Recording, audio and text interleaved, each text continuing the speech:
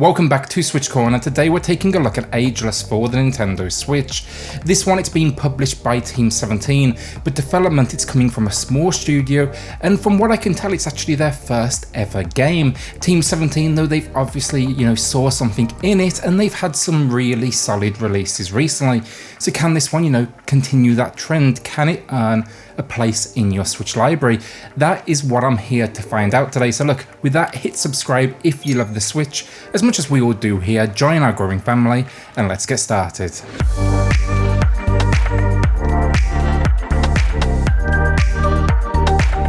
In Ageless, we take on the role of a young woman by the name of Kiara. Opening the game, you're on an expedition. You're out to find a source of magical powers and essentially inherit them. Your hope by getting these powers is to kind of find your purpose in this world. On this expedition though, we quickly meet a friend at this power source. His young sister is dying, and that's really where the main plot line kicks in. Can you use your newfound power to not only, understand your own purpose, but save his sister, or will she perish? Story here, I gotta say, it's similar in a sense to games like Celeste, frequently tackling, mature themes of loss, hope, death, self-discovery, and then just finding that power to overcome the obstacles so many people face in their day-to-day lives.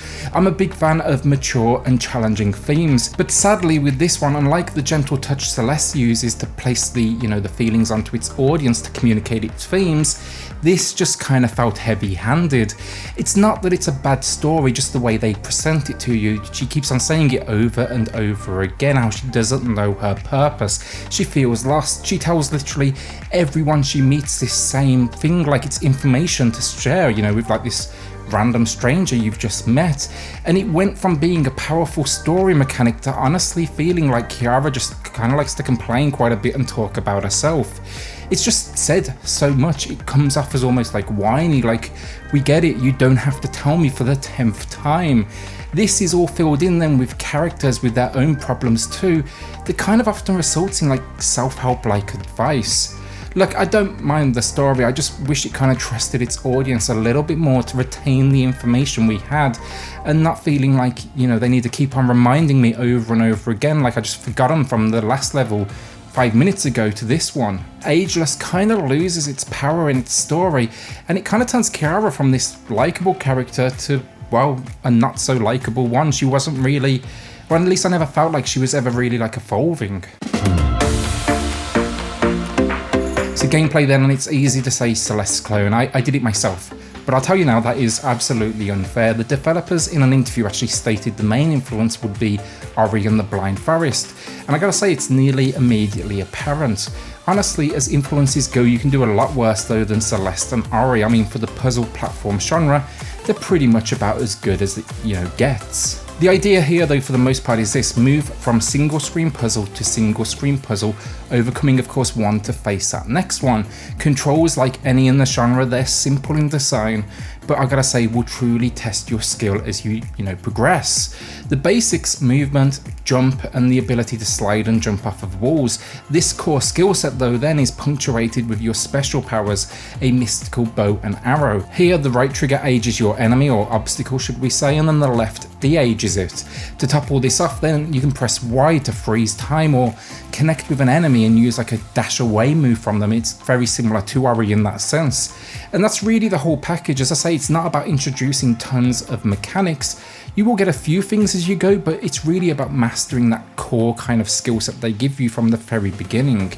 The aging and de-aging though, that's really what Ageless's hook is, hence, the name. Basically, each enemy though has around 4 stages in its life cycle for you to work through and see how they, can benefit you, and you can leverage them. An example, there's rhinos at the very beginning. You basically get baby rhino, adult rhino, and old rhino. How can you use this? Well, first, there might be a wall blocking your way. Adult rhino will charge at you, breaking this wall in the process. Then maybe the next path is actually below you. Old rhino is put on a few extra pounds, let himself go a bit, and he will break through this immediately. This is just one example though, and there's tons of enemies here to experiment with, and credit where credit is due. It's a really cool mechanic that absolutely hooked my curiosity, as well as my desire to experiment with them. I always felt like there was different ways I could get past a certain obstacle. That said though, it does lead, I will say, to my first big problem, and that is the controls. The bow and arrow controls are a little weak, and mainly in the aiming sense. Just doesn't feel smooth, it skips around quite a bit, and there's no like sensitivity options to sadly like adjust them. This becomes particularly frustrating in later stages where you'll be, jumping and falling in slow motion and you need pinpoint accuracy. This really needs some work, or at least some flexibility, to change that sensitivity as soon as possible.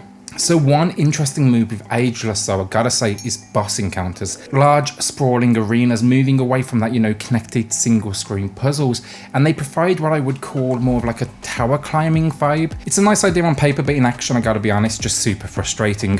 What makes games like this is, they're so addictive because if you die, it instantly loads you back in, you try again. Ageless for the most part nails this. But these few moments, they can often throw you back so far to your checkpoint in the level, and it just gets more than a little annoying as you have to kind of like work out pieces on the fly, and if you die, you've got to redo everything you just did. I ended up actually relying here on the pause technique, so I'd pause the game, figure it out in the background in my head, and then resume.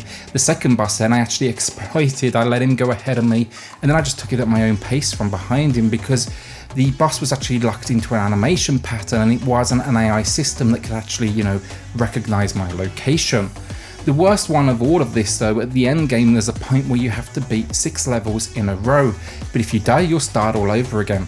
Absolutely drove me insane doing the same levels over and over again. I must have died like 100 times and played each level at least like 20 times.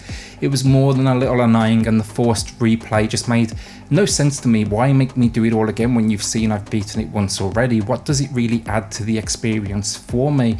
Why do I need to have this no death run other than to, I guess, artificially inflate the difficulty?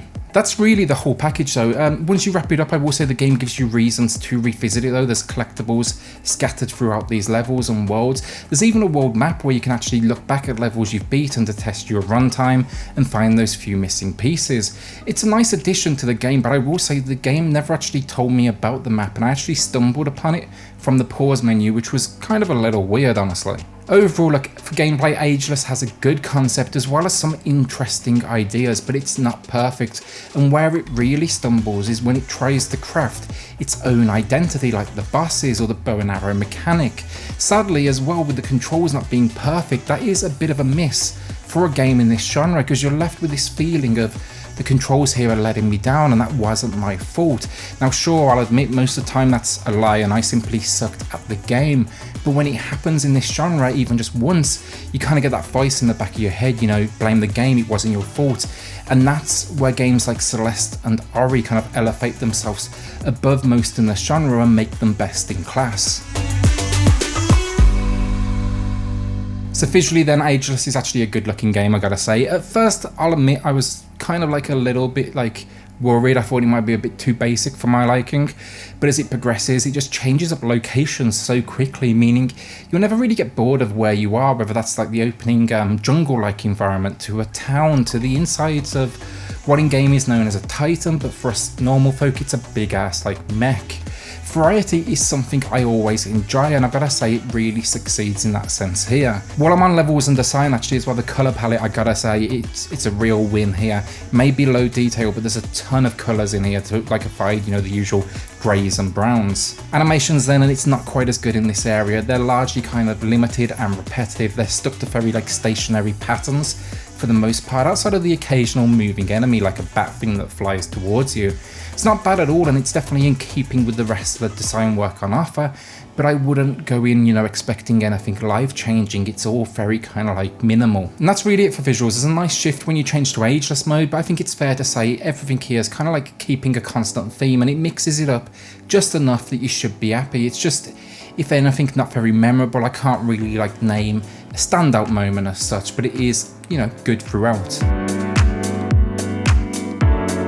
So audio then, and the music is, I hate to say it, but forgettable. Not bad, but not amazing either. It never got annoying or anything like that. I just had to kind of go back and watch some of my clips to actually remind myself of what I heard.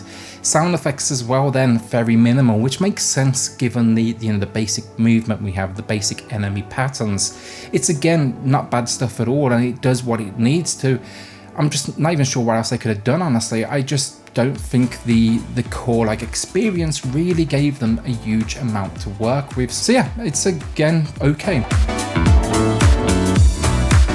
So the final verdict on this one, Ageless, it's definitely an interesting concept. They've taken two fantastic games, Celeste and Ori, but they've managed to add their own personality to it.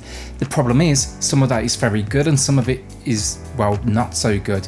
I'm excited to see what this studio does next, but unfortunately I will say, I think there's probably a few more misses than hits here in what they've tried to bring and add to the genre. Today I'm giving Ageless a slightly above average 6 out of 10. If you haven't played Celeste or Ori, I'd say start there. If then you still want more, this may just be a good place to look, because I will say, even with its problems and heavy-handed storytelling, I still enjoyed my time here. It's a case of you can see the potential, but you can also see where it misses the mark. Thanks for watching. Is Ageless one you'll be adding to your collection? I think the studio, as I say, I'm going to say it again, has great potential, and I'm truly excited to see where they can go next. A shout out then to the patrons of the channel who are just going above and beyond to, you know, support SwitchCorner. It truly is appreciated and it means a lot to me, so thank you so very much. Then if you are new here, hit subscribe if you love the Switch as much as we all do here. Join our growing family, and I'll see you all on the next video. Thanks everyone.